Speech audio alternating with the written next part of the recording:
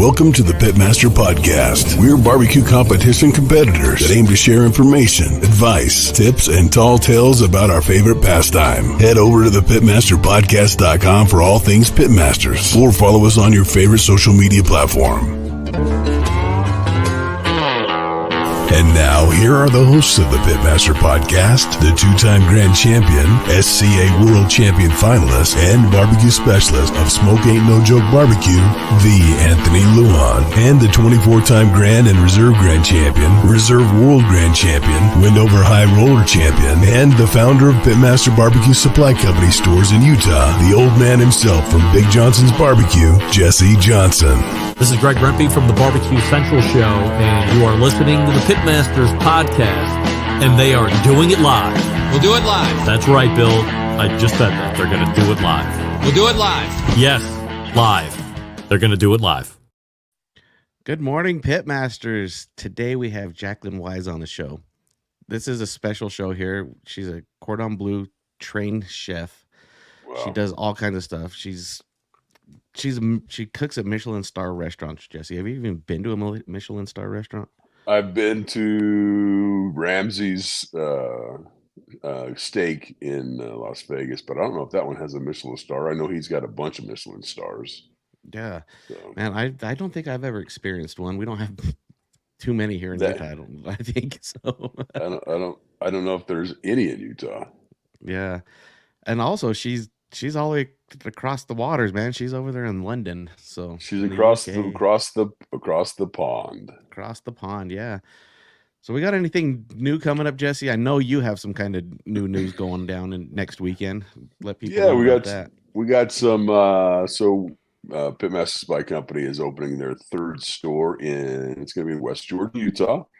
It's 7878 Redwood Road. I got franchisees going in there. It's Kim and Troy Goodrich from Two Fat Guys Barbecue. They're going to be awesome. They've got a great space. It's a nice, large, open format building, and we have been filling them up. Awesome. I understand the process of that, but they've done a phenomenal job with the remodel of their building, and man, it's going to be a cool store. Really is going to be a cool store. That's awesome. Sounds like I'm gonna have to swing by it next weekend and check that out. They got I'll be down for classes and everything too. It's a big enough space for nice sized classes. I'll be down there next Saturday for the soft opening. Then we're gonna do the grand opening Labor Day weekend. So that'll be very nice. A whole great. They'll be doing. They'll be open on Monday for Labor Day, and then they're gonna be doing food and a bunch of prizes on Saturday of the Labor Day weekend. That's awesome, man. There's a new competition. Go ahead. Oh, have you seen who made it into the Jack? Yeah, There's a long list of folks. It was awesome to see my boy Chris from Bushmaster's Barbecue make it in there too, man. That was awesome. I talked to him about it, and he was just going through the lines of stuff on how it happened for him, and it's just incredible. It's the trickle down from LC's win in Australia. Yeah, so that cleared out the 7 more comps that got an opportunity to get their bung in the draw. It opened up because LC won Norview barbecue comp, and then that opened up the Blazing 47 for Vince, who won that. He got in as an auto that way, and then looks like Crooked Pigs got in. Yep. Christy Van Opener got in. Yeah. It's a bummer. Jerry Aguilar missed. He swung and missed. That's a bummer. He's a good cook and good buddy of ours as well. So yeah, I thought Jerry. For some reason I thought Jerry got in. He was posting some stuff about Jack, and it could have been just some stuff from the past. Yeah, he posted. I just seen him post that he didn't quite make it in, so that's unfortunate. But still, having the opportunity to go cook the Jack is awesome, and congratulations to everybody who made it and qualified. Yeah. I've had 5 bungs in so far and never been drawn. And my nemesis, Fidel got 3 of those 5. Man. So yeah. Well, I was gonna could have give you an opportunity, but Christy Van Over down there in Vegas, man, she had the barbecue jackpot sold out in 3 hours. 50 plus teams, dude. That's 3 so hours. Amazing. Yeah, amazing. Well, that's actually unheard of in barbecue, to sell out an event in less than a day, for one. Yeah. Good for her. That's going to be Yeah. awesome competition. I That's guess they awesome. had different size setups at different Mhm. prices, and well, Yeah. that's good for her. That's going to be a Yes. fun competition. Guess I didn't get in. I guess you didn't get in. No. Well, that's what I told her. I was like, I messaged her and said, "Dang." She's like, well, she goes, "You were slacking." I was like, "Sorry, I'm just processing all these RFX orders here for you guys." But thanks to Right. her for putting it out there Yeah. as well, right? But Yeah. there is a wait list. She does have a wait list. She said that she's possibly working with the Bass Pro Shop to see if she can get more parking spots set up. And honestly, Christy, just a shout out, 10 by 10 will work. For all of us late people, give us a 10 by 10 pop-up section and we'll make it work. Yeah. I think I'm going to build me a new trailer next year. That could be the super, not quite a super, not size of some of those redwoods that drive up, the Yeah. guys that have the 45 footers that took 4 redwoods to build out. But Right. I think I'm going to design a Yeah, Pitmaster Supply barbecue trailer to cook out of. So that'd be awesome. Well, cool, let's get man. to our Let's get to our guest. guest. Yeah. Call her Jax. Yeah, Jack, she goes by. So yeah, let's get to her. Let's talk to her and just see what it takes to become a Michelin Star chef. Wow, interesting. Yep. We call it Thermapen 1, the first true 1-second cooking thermometer. Its unprecedented speed means Thermapen 1's responsiveness approaches the speed of thought. Because when you're plating the perfect menu or smoking the perfect side of barbecue, you don't have time to think about how your instant read thermometer is accurate to 0.5 degrees in 1 second or less, or how rugged and waterproof it is, or how big, elegant and bright the backlit display is. You'll just know it works, because our perfection powers your perfection. Seek perfection with Thermapen 1. Jax, welcome to the show. How are you this morning? Hi guys, I'm fabulous. Although for me, it's now nearly 4:30 in the afternoon. So hello from across the pond. Yeah.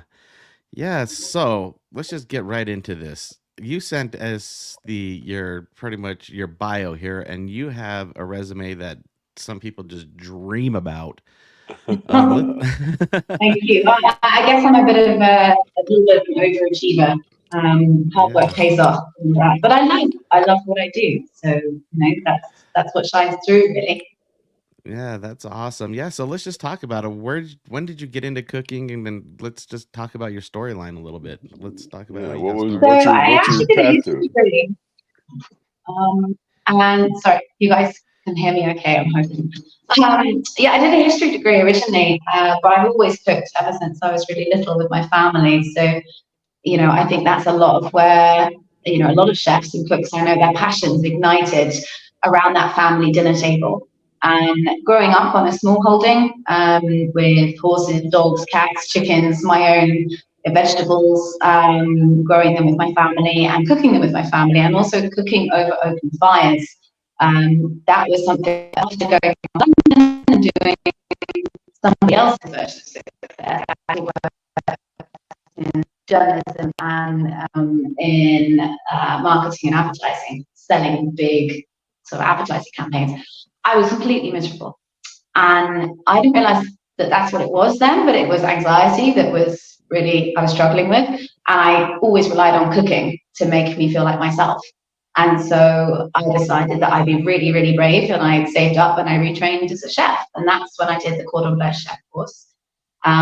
I actually had a mentor who was the inventor of the banoffee pie. And he suggested that I go and work anywhere and everywhere that would, inspire me. And I did so, a lot of those places for free to start with. And then I got my foot in the door and I built my resume, my confidence, and my experience from there. It's not easy trying to do fine dining as a chef and also still have a family. So what I really have set out to do is carve a space for a work-life balance while still having that level of perfection as a mum as well as a professional chef, and also looking after my physical and mental health at the same time. And that it's a balancing act. I don't always get it right, But I live here in Pagham, near Bognor Regis, near Portsmouth, in the south of England, and I love my life. And Fire-Cookery is a huge part of it. Barbecue is how I've made friends where I've moved to. Barbecue is how my career has progressed with my wedding catering as well. And I love it. And hey, just a couple of weeks ago, I was cooking for Kate Winslet. That's where barbecue's taken me. Oh, wow. There you Wow. go. Mm-hmm. That's Yeah. kind of awesome.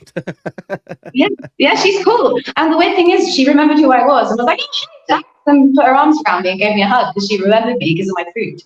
So I'll take that. I'll take that. All day long, take that. Yeah. I mean, I'm married to a man, but still, Kate Winslet. Oh, that's great. Yeah, but you've had. I'm just looking over this. You were able to cook at Buckingham Palace. Like. Yes. Oh my goodness. Yeah, so much security. It was insane. I think it was about 3 days worth of security checks for essentially 1 day of work. So they do this thing once a year where they do a massive party for all of the staff that work at Buckingham Palace. And they bring in an outside team. Now, I was part of that outside team, one of 60 chefs. And in Buckingham Palace, the kitchens are right at the base. They're like underground. There is no windows. And it's just this huge expanse of like sections, one after the other. And basically, we threw a party for 1,800 people in the palace. And I went from kind of prepping the food of the very base level kitchens to working under a 9-foot chandelier right up in the top rooms, because I was on the final sort of service, plating canapes and bowl food. And then the royal family would go from sort of room to room, meeting different areas of their staff, different groups. So it'd be like the horse guards and all the whatever in one room, and then there'd be the cleaners and the butlers in another room. They all had their separate parties going on different rooms, and the royal family would drift around between them. But that was one hell of an eye-opener, seeing, that level of operation, which I think part of that inspired me to move away from traditional restaurants and more into event catering, because I really like the variety that it offers, and that's what I do now. That's awesome. That's wild. That's Hey, amazing. Jacqueline. But 1,800 people in the staff of Buckingham Palace. You have no idea that Takes that many people to keep it going. Yeah. Yeah, I wasn't in charge. I was just one of the team. For God forbid. The biggest job I've ever done that I've run and been in charge of was 400. And I priced it high because I didn't want the work. And then they booked, and I was like, oh my God, right. Mum, dad, all of my friends, every uncle, auntie of anyone that's ever worked for me, like, we have to pull this off. And we did. And it was great. But I generally only do up to about 150, 160 tops these days. More comfortably around the kind of 120 mark is usually what we do for weddings and barbecue weddings, which, it's hard work when you've got to get service at high level for that numbers, and you're doing it over fire. It does put the pressure on. But hey, it's fun. Those have got to be really unique for doing barbecue weddings in London. Yeah.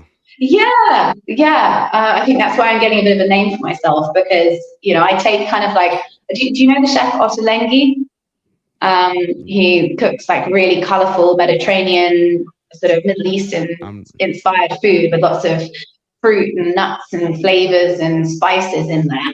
I kind of take a lot of his style, but then I do it with a barbecue twist, and I also add a lot of wild food. So I shoot and I fish, and I'm trying to get people to eat more venison, eat more game, because it's great for the environment. And I think women especially need to maybe take back a little bit of the empowering space around the barbecue and own that as much as the guys.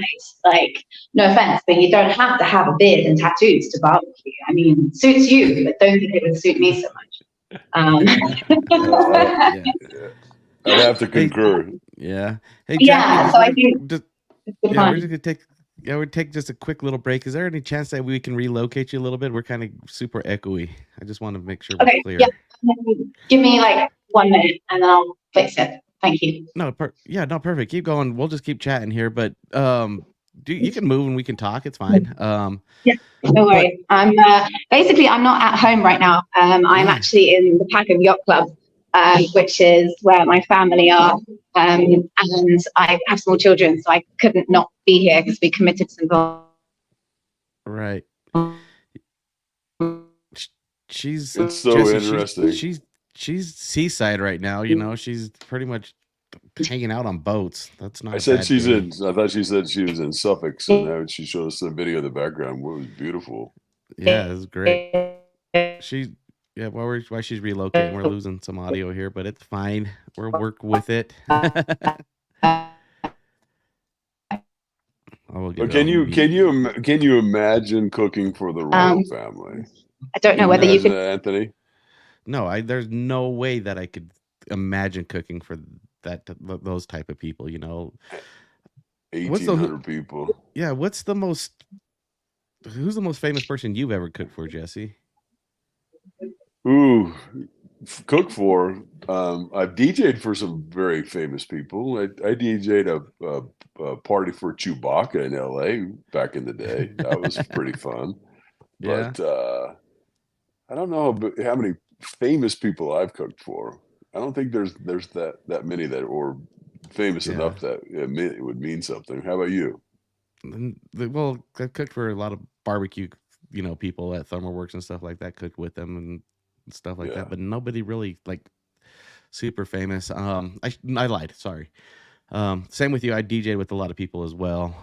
But I guess one person that I did cook for was Nipsey Hussle. There was a promoter here wanted some food. I didn't know who the artist was at the time, so I was able to cook and do all that. And you didn't know who he was? No, this was before he got big. But that was probably one of the biggest names that I've cooked for. Jax, did we find a better location here? Yeah, that's good. Yeah. Guys. We got you in a cleaning closet, it looks like. I'm literally kind of in the cleaning closet. I'm by the back door. I can come outside and that's better, but I'm just trying to go with a signal and I can still hear you. So that's perfect right there. If you can find it, if you can find a chair right there, that's perfect, Jax.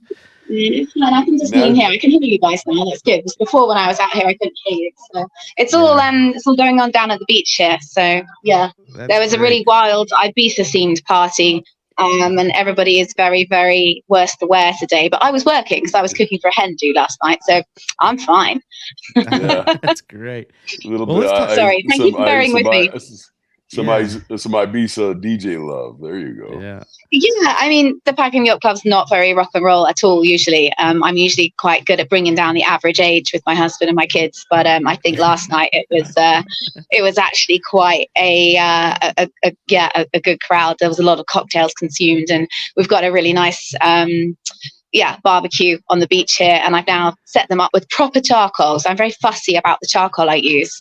I managed to get a really nice supply of some really good Sussex-based stuff. So it's like oak and ash and beech, and it's just really great stuff. Burns for such a long time, and it gets going really quick, and the flavor it gives is great, and it's super sustainable. Whereas obviously a lot of charcoal in the UK that you can get is kind of coming from places like Somalia, and you just feel like I am killing the Amazon rainforest, and not okay with that. So I've now got a big old stock of it for the yacht club to use. So whenever they do their barbecues here, they're using the good stuff, because as far as I'm concerned, like, charcoal's an ingredient as much as the meat that you're cooking. And I think respecting all of your ingredients and having a consideration for that is so important. And I think a lot of people forget that when they're cooking on barbecue. Because as far as I'm concerned, if it's gas, it's not a barbecue. That doesn't count. So it does not. So what was on the menu last night? Oh, last night, travelers onion halloumi tartlets with a homegrown herb vinaigrette. I did some like bang bang broccoli satay skewers for canapes, and then simple honey and thyme seared chicken with like parmentier potato, salsa verde, honey roasted carrots, and then I did a really nice dark double chocolate brownie with like a blackberry compote, because they're in season here at the UK at the moment. And the bride was dairy free and gluten free, so I had to do the whole menu gluten free, dairy free, which is a little bit more challenging, but all of her hens were like, we wouldn't have known. It was great. So yeah, it was cool. Oliver hens. Love that. All her hens. Yeah. Make it honestly, like when you got to get really creative when you're making a menu for guests that are, have these restrictions. Like I do a gig every year. And they remind me every year, hey, we have somebody who can't have garlic. And in barbecue, not having garlic's like really difficult in a way, even for any sides or anything like that. So being able to make a separate dish for that one person to make sure, obviously you don't want them to get sick. So you got to use your food handlers and all that, make sure everything's good, no cross contamination. But the gluten-free, the celiac, the trickiest ones. When you're worried about contamination and stuff. So there's a wedding venue we work at that is actually a school. It's a really posh private school, but they rent out a big barn space for events and weddings. Now, 2 of the children and the 300 kids, they have a really, really severe allergy to nuts, like anaphylactic shock kind of recipe, reaction. So all the recipes have to be completely nut-free and also sesame-free. So the other one, like I realized I use a lot of sesame oil and sesame products like tahini, things like that when I'm making hummus. And it certainly does mean that you have to get a bit more creative to be able to get those rounded flavors that you want. If you're not using an ingredient that you kind of rely on, like garlic, it's kind of the same. But I think I've learned actually seeing that as a point of creativity rather than a problem, and having a mindset of, gratefulness about that rather than it being an issue has really helped my cooking, because actually occasionally I've found a way of doing something which has then sparked a new recipe or a new way of doing something. And actually it's been better. And I'm doing a lot more sort of vegan and vegetarian style food. There's quite a movement here in the UK, people eating vegan, but also eating wild meat. So they're more what they call themselves like climatarians. Don't know if you've heard that phrase before. Never heard a phrase like that, but there's a lot of vegans that are realizing that wild game is the way to. It's more about the impact of the meats having on the environment rather than that they, the animal that specifically. Like as long as they know, like it's all about the ethics behind it, and I'm in quite support of that as well. But it does sometimes make reliable recipes a bit more challenging, doesn't it? It really does, and Jesse and I, we're both avid hunters. We try to get out when we get, and just being able to harvest our own food and then process it and then enjoy it. It's a lot of work. And I feel like that, going to the grocery store. So for some people that complain about not having quality meat, it's like, well, go out there and try to harvest it yourself and see what it comes across, and see how hard it changes people's mindset, doesn't it? Yeah, for sure. It really does. Yeah. I mean, I was deer stalking for the first time, and I shot this beautiful buck, about 18 months old. He was a beast, and it was a really good shot, clean shot. Was very happy with it. I gutted him in the field. I left everything there for the animals, as you do. And then I went back a week later and scene butchered it, and I did not waste a scrap, because it was a very sobering experience to actually see that animal die and know that I killed that animal. I didn't want to waste it, and I see so many people, they just buy stuff in the supermarket, they're completely detached from where it comes from, it goes off in their fridge and they just throw it away. They don't see it as an animal, they just see it as, I don't know, it's just a commodity, like it's a bit of money. It's not, and that makes me really sad. Like food waste is a thing that's a huge problem environmentally, but like actually it's just such a negative thing for people's headspace, because they're not really truly being present with how they're caring for themselves. Because for me, cooking good food for yourself and for people around you is the ultimate way of caring for yourself and people around you. And that is why I do what I do. I cook everything with love. That's the main ingredient. You've got to care. And you can tell when, you walk into a restaurant, it might be a Michelin Star restaurant. It might be, just a little cafe down the road making sandwiches, but you can taste the difference. And that's what it's all about, especially when I think it comes to events like weddings, where there's a lot of pressure and there's a lot of emotions. I don't just cook for the weddings. I actually help the couples plan the entire day. A lot of them are, foodies. They're good cooks themselves. And actually there's a lot of stuff to kind of plan and logistically get right and still make it feel unique. But it's that coming together over the kind of breaking of bread. Everybody has to eat, right? It brings us all together. Right. So, and I love that. Yeah. So for weddings, let's just talk about that. There's a lot of people who cater weddings and stuff, right? In the barbecue world. Yeah. So I know, like, especially probably the weddings that you've came across, and there's some higher end weddings, and obviously there's backyard weddings as well that people cater for. But for more of the high end weddings, do you ever like collaborate with like the bartender to make sure your food is matching the drinks? Oh, I am the bartender as well. My company does that too.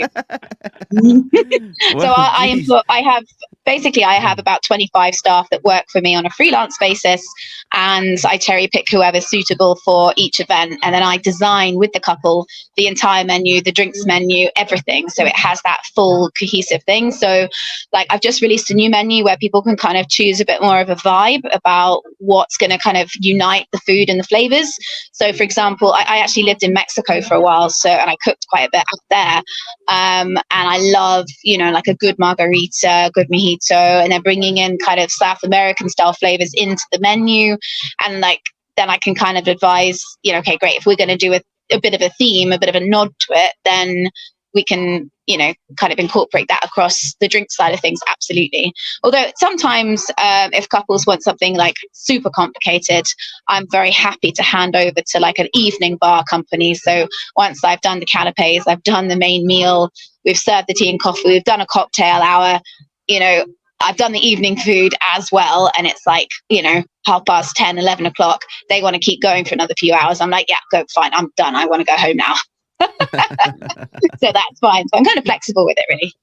Hey, sweetie. Awesome. Yeah, so it's good fun, but it can be really long days, though. I think that's where I can struggle, especially with little ones. So I have a 4-year-old and a 1-year-old. So a lion is not really something I get. Right, man. Like, yeah, Jesse, have you ever catered a wedding where it's like a one and done scenario? Like catering for like a corporate event is a little bit easier. I feel like you're feeding the masses; they're just happy to be able to have a lunch. But a wedding is like a next level. Like the food really stands out. People come and hang out, go to the wedding, but then it's time to eat, and everybody's kind of on it. Everybody becomes a foodie at a wedding. I feel like I should just say you're really looking at that menu. But if you're like in our area where we're doing weddings and we're doing full barbecue, we're not going to the extent where Jax is, where she's got these different levels of her culinary skills coming out. We're just doing the basics of barbecue. We're making brisket or chicken or pork or ribs or turkey and whatnot, and then all the traditional sides. So we don't get so elaborate with some of the recipes like she's doing for her weddings. I kind of beg to differ slightly on that. My sister, she had a backyard wedding, we just a really nice location, and Chris and Christina Dunyan came and catered that, and they actually elevated it. They put some effort into it, presented it very nice, made sure everything was quality, and they put some time into it, and I think it actually really stood out. There's people that still talk to me about that day. Man, that day their food was amazing. So, the talking about thing, that is important. If people aren't talking about the food, then you're doing it wrong. Like you've got to, it's got to be the talking point. And I think actually I would agree with you about the kind of, as you call it, the backyard wedding. I don't know what we probably call it because we don't have yards, darling. We have gardens here. I don't know what a yard is. That's something where the horses are. There's a horse yard. That's fine. Yeah.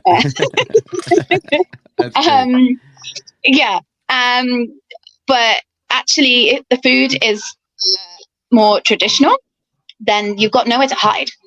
Like you can't just cover it up with some fancy sauce or something. Like it's got to be good because everybody knows that, well, it's that. So it's got to be really good. So in anything, in some ways, it can put more pressure on. So I guess because I did the Cordon Bleu training, I have that classic French background, that kind of fine dining, and then combining that with barbecue is quite a unique kind of thing to do. But it's good fun. But at the same time, it can present its challenges. So like to do brisket for a wedding, I really wanted to try and have that on my menus and do that as a proper brisket thing. But I just realistically, I can't do that without being up through the night. And that's not something that works for me as a work-life balance right now. So I'm kind of taking influences from like other places so that I can still get that sort of feel, because you need a selection of different meats, different flavors, different textures, different colors to get that full spread for it to feel right. But actually things like that I've been doing, I do like a slow roasted pork shoulder or a slow roasted lamb shoulder so I've got a green egg barbecue that I use a lot, you know, the big ceramic ones. And I can fit like 4 pork shoulders on there, and I can do those. I actually do them the day before. So I usually do them in like cider with homegrown herbs. I've got a little bit of cherry wood from my neighbor's garden that I kind of use occasionally in there as well, which is nice. But then I actually cook them on the day and then cool them right down. So they cool down in, I just usually put them in tubs so they kind of keep really moist, but then they're actually cold overnight, wrapped. And then I slice them cold, both the lamb shoulder and the pork shoulder. And then all I have to do is tray them up, pour the juices back over, and then shove it through a hot oven. So I use a combination of ovens and barbecue so that then I can focus on, for example, doing my sirloin steak hot and fast, absolutely perfect. And then maybe getting some like lovely seasonal fish again, which I've done on a slightly lower one, like smoked nicely. And then I know that I've got something good in the bag already. And then that means I can deliver other stuff at a higher level. I think when catering large events, or even like if you're doing a party for friends and family, if you can get ahead with elements of your selection in a way that doesn't compromise the flavor, if anything, it does make it better, because then you've got 24 hours of that smoke going in. Even once it's cold, it's still, the flavors keep working on it and it comes even more tender. And then when you warm it up again, you kind of render that last bit of fat down that little bit more, and that it just works. Then logistically, that's how I managed to do it for those numbers at that level and that quality, because I won't compromise on the quality, because otherwise it's too much to keep hold of that while also running front of house. So we also pour all the champagne, I'm laying all the tables, I've designed the tablescapes, I'm making sure that I know exactly where the gluten-free, dairy-free, vegan with knobs on is sitting, you know, and that when my staff go out with the food, so we might do like a plated fancy starter, then come in with big barbecue platters and then do a plated fancy dessert. We still will do silver service style, surround the table, the lead front of house person catches the eye of everybody else, all the food goes down simultaneously and they all walk out in a nice little line. Like, it's like, barbecue doesn't have to be like, service doesn't have to be sloppy. It can be like a formal service, but with barbecue food, because I think for weddings, it makes it more accessible for people to be able to enjoy it in that way, because then you get that, how do I put it? I guess it brings slightly more of a sense of occasion. And yeah, it's been working for me, so it's good. I love it. Yeah, dude, I agree with you 100%. Of pre-cooking stuff for a large catering event, I do it, but I do sous vide style. So I crash cool it, then I bag it in sous vide, vacuum seal it, and then when I'm ready for it, then I'll just bring it up in sous vide style. Nice. Which is great. I feel like leftover brisket that sous vide tastes way better than the day that it came off the smoker, for sure. And then also, here's the thing though. If you see, I will cook all my big meats like she's talking about. I'll cook my briskets and my pork a day in advance. I'll hold them hot for 12 to 24 hours, because if you put them in Cambros or in really nice coolers, those meats just sit and steam in their own vapors, and it adds to the flavor and the texture. And as long as you don't take them past where you need to go on your big meats, holding them, that's what the really big, really good barbecue restaurants are doing, is they're cooking them a day ahead, and then just holding them. Yeah. That works when you don't then have to drive an hour and a half to wherever the wedding venue is in a field in the middle of nowhere. Yeah. It's a different game when you're doing event catering and you have to factor the travel time. And I don't have my van is, it's just it's a VW Caddy Maxi. It's not like some great big, catering truck, so I have to work within those parameters, you know. So yeah, but yeah, in an ideal world, that sounds amazing. I would love to be doing that. Hey, Nate, maybe in the future. Maybe. Well, yeah, and then going back to the comment of, you know, giving the fine dining experience with barbecue. There's a guy over here in the States his name's Tuffy Stone. He's actually French trained and then switched over to barbecue as well. And then just watching him work here, he came to ThermoWorks where I work, and watching him plate and just taking the time to, you know, present the food is huge. It was, he was serving up flank steak, but he took the time on, you know, putting in you know, a brown bacon butter sauce over the top and presenting it very nicely, you know. So I think there could be a cross between fine dining and barbecue for sure. There is. So I when I'm not doing weddings, through the kind of more autumn winter months, or kind of either side of that, then I do a lot of fine dining menus. So I offer a 10-course tasting menu, which is basically like a Michelin Star restaurant experience, but in your own house. It's quite popular. And I've done, so basically I charge about £250 a head, and I get to decide what they eat. So they are completely in my hands. Because I live by the sea here, we're in a place called Selsey, and they have the best lobsters in the whole of the UK. The Selsey lobster, it's a huge, like everybody knows that they're really good. They're so sweet. They're amazing. So I'll always showcase lobster, crab as well, oysters, lots of seafood in there, and then game. But actually bringing in barbecue into that as well has been really successful. Like I did these like a barbecue miso mushroom, but then I baked it into like a pastry tart with like a whipped what did I use, ricotta cheese, and then like finished it with some wild yarrow. I don't know, I use quite a lot of foraged ingredients as well. And that dish, even though it wasn't even meat, but because of the way, obviously you know what it's like when you get the smoke really inside something, and especially with like mushrooms, they can take on such flavor. That dish was just like a standout dish. And I definitely want to be doing more of that sort of stuff, to kind of bring it to that next level. Yeah, and the price point's actually really nice for 10 course meal. You know, that's what $320 USD for everybody listening in the States. Yeah, I mean the more people you have, the slightly more cost effective it is. But I wouldn't do more than like 10 people tops, because you can't deliver it at the top level for doing more than that, because I only have so many hands. Yeah, well, the thing is people spend more than that going to, you know, like a Ruth Chris Steakhouse, you know, and they're really just in and out, and they get decent service, but not like one-on-one service, like a group of 10, you know, 10. So I think that's a fair price, and that's something that I would do if you were ever out here in the States or ever go to London. It's certainly good fun. Talking of which, I'm going to have to go soon, my charming gentleman. I would love to speak to you all afternoon, but I have some little ones that are going to need their dinner soon. And actually, my one of my very close friends is over from the States. Her name is Mary, and she's from South Carolina. Every other word is y'all this and y'all that. She's great. She's the godmother to my little one, and I haven't seen her in about 6 months, and she is coming, and I need to get things ready for her as well. Perfect. So I'm going to have to love you and leave you, I'm afraid. No, that's all good. Before you leave, can you tell people where to follow you and being able to, you know, maybe get in contact with you? Well, first of all, I just wanted to say how much I enjoyed talking to both of you. And I am planning to come to the States at some point, because I've also got family in Albuquerque. And I want to come and visit my friend Mary, and then do like a trip between the two. So like, who knows, in one day in real life, I'll come and see you, and we can cook all the brisket, and I'll do that'd be awesome. All the kind of fancy stuff too. So you can follow me on Instagram, Jacqueline Wise Chef.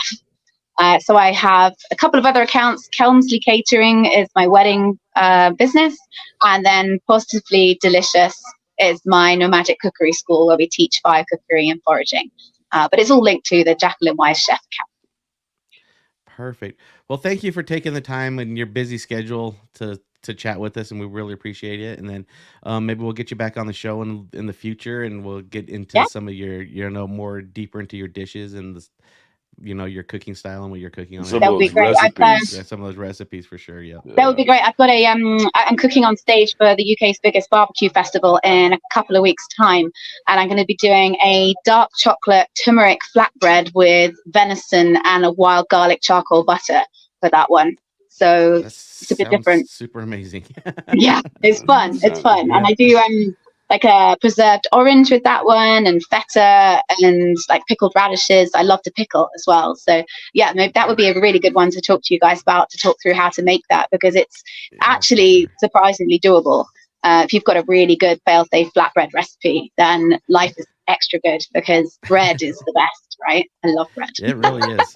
Anyway, lovely to talk to you guys. Jax. Yep. Alrighty. Well, thank you for stopping in. Yep. We'll see you later.